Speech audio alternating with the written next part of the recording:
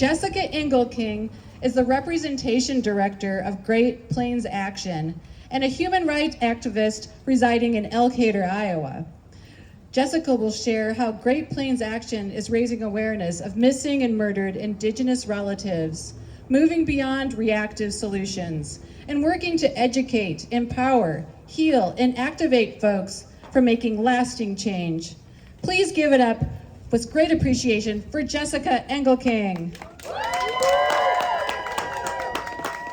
Just saw her. There she is. You want this one or that one? Okay. Oh my gosh. Gawin apaji ninata ojimboy mosi. Anin Jessica Indigenous cause. Elkader indunjabanungum. Miigwich bizandawayeg. And it is truly an honor to be here. Hello, my name is Jessica, she, her pronouns, and I'm a member of Great Plains Action Society, a grassroots Indigenous organization based here in Iowa. At Great Plains Action Society, we work to support Indigenous communities and the land. One of our initiatives is in response to the crisis of missing and murdered Indigenous relatives. The MMIR crisis is not a new thing, but rather the current manifestation of the ongoing project of colonization. Colonization has sought to entirely remove and replace the Indigenous people of this land. We're still here, and colonization is still an ongoing project. A big part of that project since the very beginning has been a campaign of sexual and reproductive violence. That violence has included not just assault, but forced sterilization and forced removal of our children. This violence has never went away. Today, Indigenous women are 10 times more likely to be murdered than white women. For women living on a reservation, murder is the third leading cause of death. Indigenous women have the highest rape and sexual assault rates in the United States.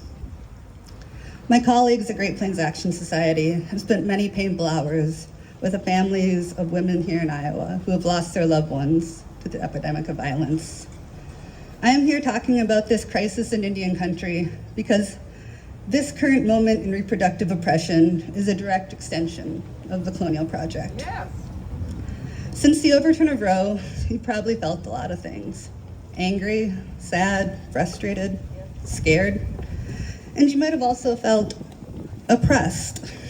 You've had to experience having your will constrained by an outside force. You might have felt your freedom become less. This feeling of having your autonomy stripped away is what colonization feels like. Right. And it feels like colonization because it is colonization.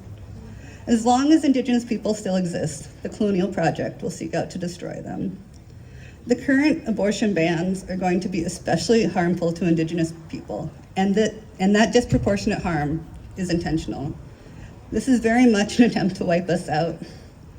These abortion bans will absolutely harm more than just the Indigenous population, but it has always and will always be the case that sufficiently wealthy white women will have access to abortions.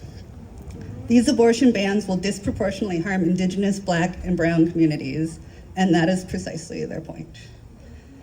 It's important to understand these current restrictions in reproductive freedoms as part of the ongoing process of colonization, because we need to understand the problem to understand the solution. Obtaining true reproductive freedom for everyone will mean pushing back against colonial forces. Fighting back against colonialism sounds like an overwhelmingly large and abstract task. So I'd like to use this time together to call attention to some concrete actions that we can take. First, we can continue to show up like we are right now today. Today, we are coming together to make manifest our resistance against the forces that want to strip away our bodily autonomy.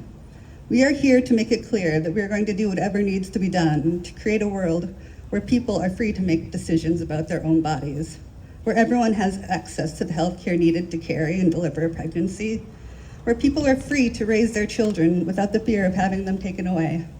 Native children are 4 times as likely to be taken and put into foster care as their non-Native counterparts. Showing up in whatever capacity one is able is an affirmation that we are committed to fighting for freedom for all the people impacted by this repressive regime. Part of continuing to show up is voting. We need to vote for people who protect our reproductive rights.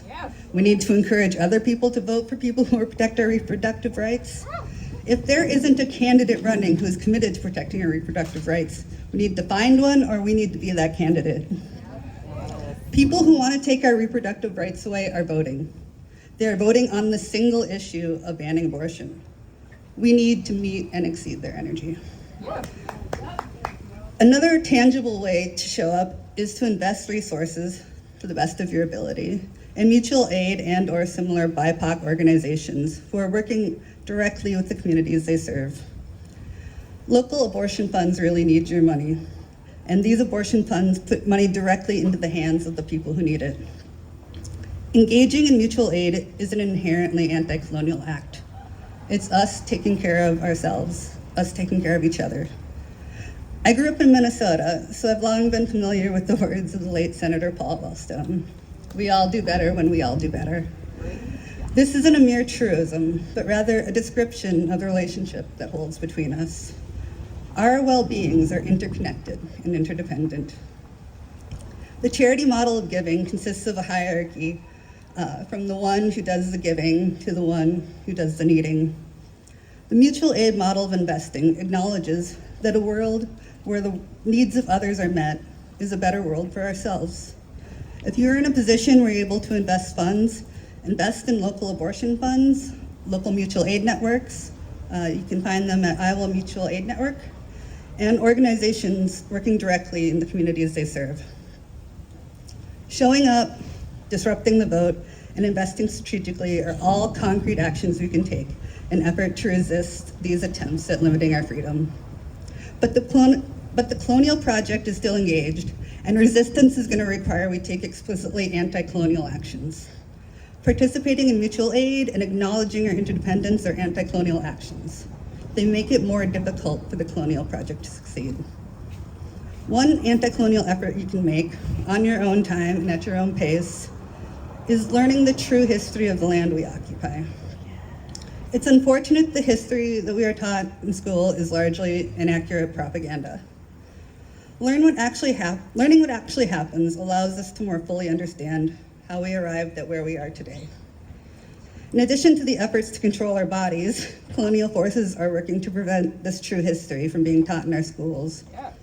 What they are calling critical race theory is not critical race theory. That's a legal theory, but rather a true account of the history of this nation, unflattering bits and all. They want to ban the teaching of any history that might make students feel ashamed, not because they actually care about students' feelings. These are, after all, the people who want to force a third grader to remain pregnant. Yes. But because on some level they know that shame is a powerful motivator for change. Learning the true history means rejecting the false colonial narrative. This is an important step in pushing back at colonial forces, because maintaining control of the narrative is a large part of the control of the colonial project.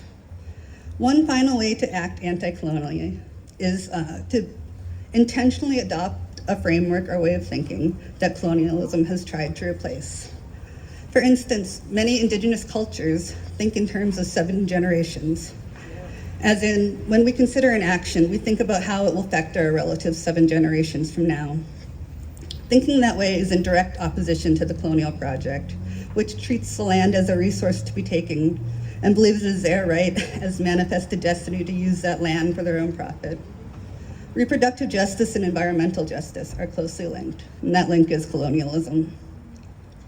Before I get to one final anti-colonial endeavor, even though this rally is titled "We Won't Go Back," I would like to go back for a minute. Back 500 or 600 years ago, back before the colonization of Turtle Island, we, the indigenous people, have always had our medicines, our ways to make our periods come. We've had our medicines and we've had our ceremonies. And back then, we had the ability and freedom to live our lives as we chose. We had relatives to help with our children. We did not have prisons or homeless camps or pig feces in the air and water. I'm saying this not to illustrate that pre-colonization was some idyllic time, but to emphasize that the way things are now is not the way that things have to be. Knowing that it is possible to have things that colonial capitalism have made seem impossible can help us see a way out. Remembering that this better way of being was actual can remind us that it is entirely possible. We can have a world where our rights to bodily autonomy are respected, where people's rights to food, water, shelter, and safety are not only acknowledged but met. We talk about colonialism as an ongoing attack, but in the sense that it has not succeeded in its goal of entirely eradicating the indigenous populations, there's a sense in which colonialism has failed. It is an incomplete project, and we need to keep it that way. And so for this final anti-colonial effort, I ask that you have faith in a just and habitable future. In all honesty, the future is not looking that good. There are going to be more efforts to restrict abortion access and reproductive care. There's going to be more legislature aimed at harming our transgender relatives, especially the youth. The crisis of missing and murdered Indigenous relatives will continue to go unaddressed. It would be very easy to let realism slip into hopelessness. This is where our faith in our fellow human beings come in. Faith that we can work together to create a better world. Despair is very much a part of the colonial agenda. Those in despair lack the will to resist. Hope is radically anti-colonial. Have faith in the resistance. I'm realizing I'm starting to sound a little Star Warsy here at the end. So I'm just gonna lean in and I'll leave you with this description of the way that the empire works. The empire has been choking us so slowly, we're starting not to notice. Fascist regimes really do work like that. That's part of what makes them so dangerous. Indigenous people have felt the hand of the empire for centuries. The people on the margins of society, the non-white, the non-straight, the non-cis, the disabled, these groups have felt the squeeze. If you're only just feeling it now as it encroaches on your freedom, that's okay. Now you know it's there. And now we know that there is work to be done, not to merely loosen the grip of fascism, but to remove the hand entirely. Miigwech.